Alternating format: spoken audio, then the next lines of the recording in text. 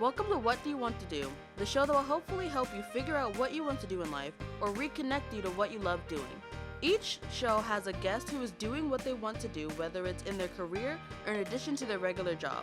Most importantly, we want to help you realize that no matter your age, you too can do what you want to do if you have the will to do it. Now here's your host, Leonard Kaplan. Hi, and thanks for joining us on another episode of What Do You Want to Do? On today's show, we have Andrea Castinetti. Andrea not only runs her own real estate business, but she is involved in something called the Kindness Coalition, which she'll tell you all about in this interview. She fosters animals. She has her own very wacky and fun animals that you can see on her Facebook page. She's a lot of fun. She cares about the world. She's a very good person. I think the world should hear it. So stay with us. Welcome back to What Do You Want to Do? And my special guest today is Andrea Castinetti, who has a very, very unique background and career and sideline. And you do so many things. I first met you when I think I was a substitute teacher in Swampscott High. Yep. And we have friends in common that used to come into my TV studio. I ran the video club up there on behalf of the cable company. And then I never saw you again until the internet. And that is what brought us together again. And you do something very unique. And you foster animals. You run charitable organizations. First of all, I'm going to start at the beginning. You're the owner and president of Castinetti Realty Group. You started that in 2018, I believe, right? Yep. Going on 3 years.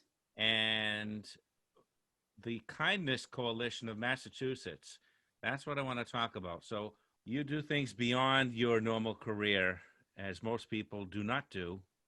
You run the Kindness Coalition, and that helps other human beings, but you also foster animals. You do all kinds of stuff on behalf of other people and animals and things that are and you bring people together. That's the big thing. I noticed that a lot, is that you bring a lot of like-minded people together to help you in your endeavors. And why don't you tell a little bit about the Kindness Coalition? Yeah. So first of all, thanks for having me.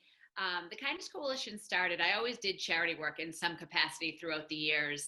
I would help rescue animals and find them homes. And then as I started to grow my network, and obviously through the power of social media, we just started to grow immensely. And like you said, like-minded people are all coming together. So when I opened my real estate office, a friend of mine said, listen, you need to become a 501c3, become, a nonprofit. And of course, that wasn't even in my scope. I didn't even know how to even start that. So a friend of mine started it for me, and then I just decided to combine both of my businesses together. So as I have my full-time job, which is obviously real estate, we open the nonprofit. So after every sale in real estate, we give back a portion of our commission to a local charity in our client's name. So, we are able to further our mission even more through real estate. But we just have a really unique group of people that want to make a difference in our community and surrounding communities. So we basically do, our signature events are called backpack drives. So basically in like the fall getting into winter, we do one for the homeless. So our goal this year will hopefully coming up post-COVID, we will aim to, fill about 1,500 backpacks for the homeless.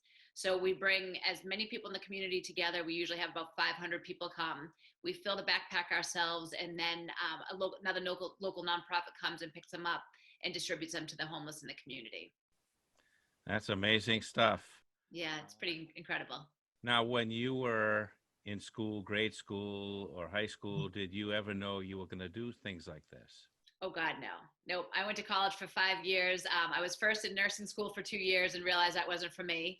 Then I changed my major to elementary education, which I have a degree in, and never did anything with that. So I've been an entrepreneur for over 20 years.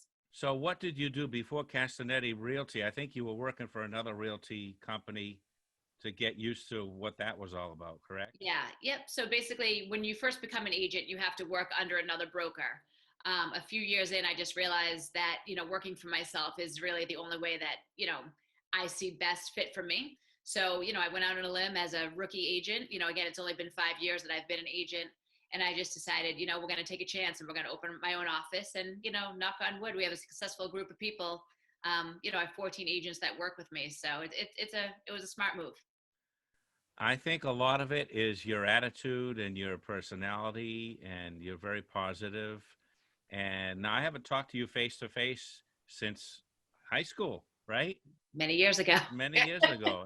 And I see your interactions on Facebook with your dogs. I want to get talking about them in a minute. Can't Yeah. leave them out.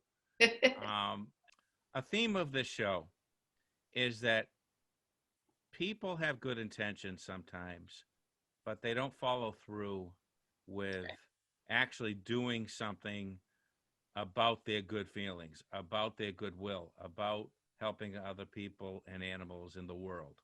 Yep. Okay. What do you think is the element that makes you cross that line into actually taking action? So, some people just don't know where to start. So that's why my group makes it very inviting, very welcoming. We want everyone from every walk of life and kids to join us. So, we have an all-inclusive group and we just make it easy for people to get involved. And, if they don't want to get involved physically, they just basically, share a post on Facebook.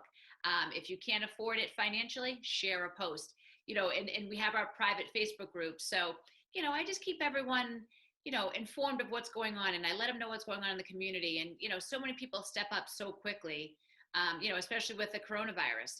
When we started that almost a year ago, raising money for PPE and donating PPE and dinners and all these things, we have over 1,500 people in that group that mobilized literally in weeks. And we raised, over $60,000 in about 3 weeks to support our local healthcare workers. So that was pretty incredible too. That's amazing. Now, you also, and this really interests me because I'm too cowardly to do it, fostering animals. Yep. I love that you foster animals. You had a dog named Hooch that you fostered a few years ago. He was very old. And that's, what people should do. But I admit it, I'm one of those people. I'd say probably if somebody came to my house with Hooch, I would take him. Right. But I couldn't go out of my way to do it because I would be thinking too much of myself and the heartbreak of losing them either through their adoption for a permanent home or passing away. Yeah. How do you do it? How does your heart take it? So, I do it on a smaller scale, but, the way I looked at it is when I lost my last dog, I had fostered another girl before that. And, these dogs need homes, and it's really not about us. Obviously, we're providing shelter and, everything that these dogs need to get, obviously a forever home. So once I took myself and my heart out of the equation, I realized that the bigger picture. So Hooch, for example, was a 10-year-old pit bull. He was on death row. So he was in New York and he was a stray. They found him in a warehouse. And he was in rough shape. And actually, the day he was supposed to be euthanized, a girlfriend of mine called me and said, for some reason, this dog has stuck out in my mind. Can you please foster him? And I was like, absolutely. So I took this 10-year-old pit bull from death row, knowing nothing about him. And, he ended up being an awesome dog. And, he was an expensive dog. He had a lot of health issues, but, I had him for 1.5 years until he passed away. But, it was awful and it was hard to do. But, at the end of the day, it wasn't about me. It was, giving this dog a second chance. And, once you kind of do it a few times, the heartbreak's always going to be there, but, you're saving a life too. I totally get it. It's amazing. And I can't say that I'll do it, but it makes me think I want to do it sometimes. Right. Maybe someday, I don't know, maybe I'll change. Yeah. I don't know. I wish. To each his own, I say. Yeah.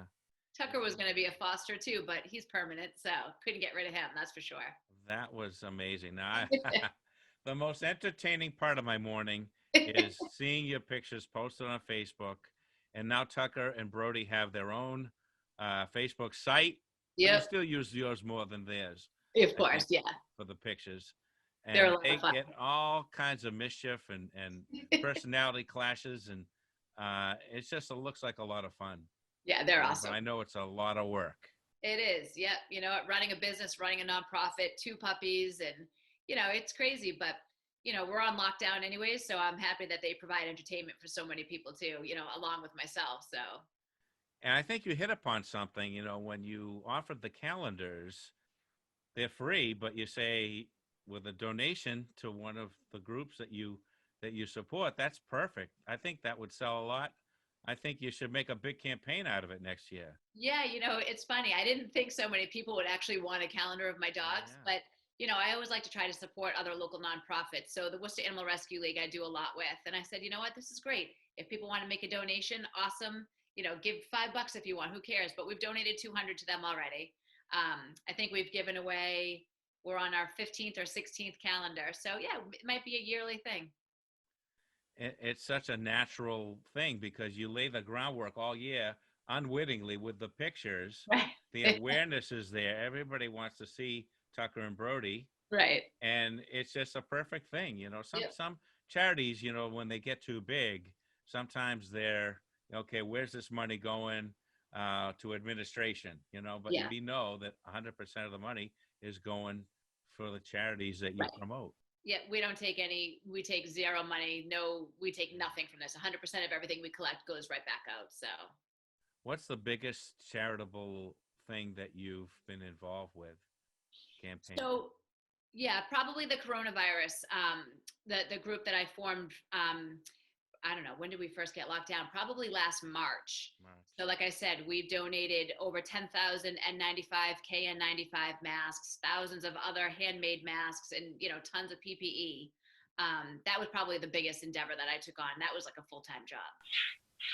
Now, I didn't get a chance to hear it, but you had a podcast for a while. Was that about some of these things that we're talking about here? Or? Yeah, so I had two different radio shows out in the Worcester area. So one was called the Good News Radio Show. So basically, it was my friend Dale LePage and I, and we would focus on local people that made a difference in the community, other local charities, people in the community that we really just wanted to spotlight.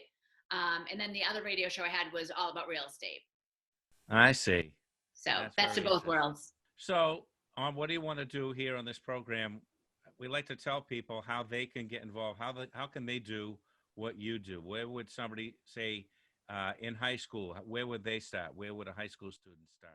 Yep, I actually get that question a lot. And I just tell people follow our group, go on Facebook, Kindness Coalition of Massachusetts. They can reach out to me personally anytime. I'm more than happy to mentor people. They can basically copy everything that we do in their area. So obviously I'm in Central Mass. You guys are on the North Shore, and I would love for people to do what we do. The Thanksgiving baskets, we filled over 300 for local people in the community.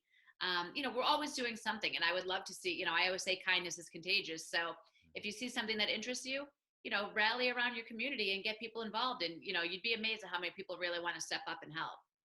And that would be true of people of any age. You Any. don't have to be a student or in your 30s, or you can be doing it at any age. Any age. Yep. We actually have a lot of kids that join us, because I really want to teach kids young about compassion and giving back. And, the kids are always the best part of our events. They're always so excited to be a part of it. And what can I do next, Andrea? And when's the next event? So, it's exciting that they're so happy to do it, because then they'll grow up to do big things. Now, people who put themselves out there like you do, every once in a while, and I've seen this happen with you, you run into these naysayers. Yeah.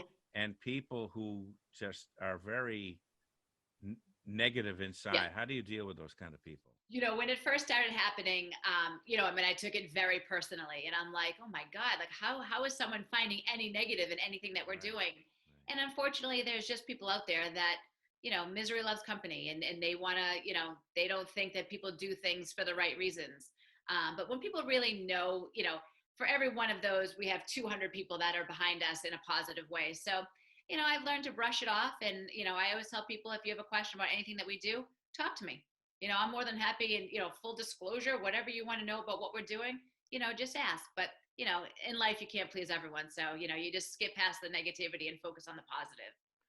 Yeah, I think a lot of it is their own misery. Doesn't let them, their own, take two.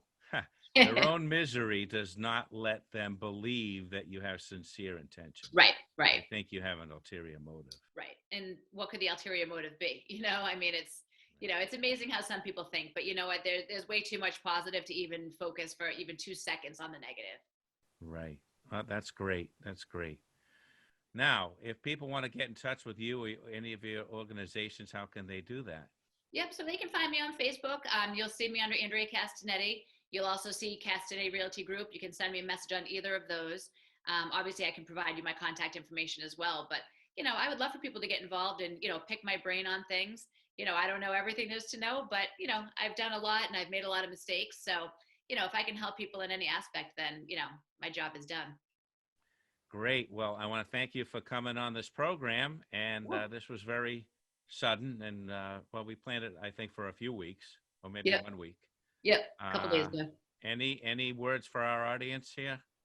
Yeah, I mean, honestly, coming from someone like me, I went to college for 5 years and, I bought my first business at 18 and I didn't know what I was doing. And, people are scared to get out of their comfort zone and they stay there where they're not really super happy. So sometimes it's all about taking chances. And if you fail and you get back up and you try something different. But I've noticed that a lot that, people stay in their little bubble and they're scared to do anything else. And, great things can happen when you take a chance. That's right. And it comes down, I think, to confidence too. Right. And you'll gain it as you do things like that. So It's true. Well, thanks for joining us, and we'll be right back. Thanks for joining us here on What Do You Want to Do? Andrea Castinetti can be found on all her social media platforms if you want to get in touch with her. And next week, we have another show. I won't say who it is because that's bad luck. I haven't done it so far, so we're going to keep up the good luck streak. Until then, I'm Leonard Kaplan saying, what do you want to do?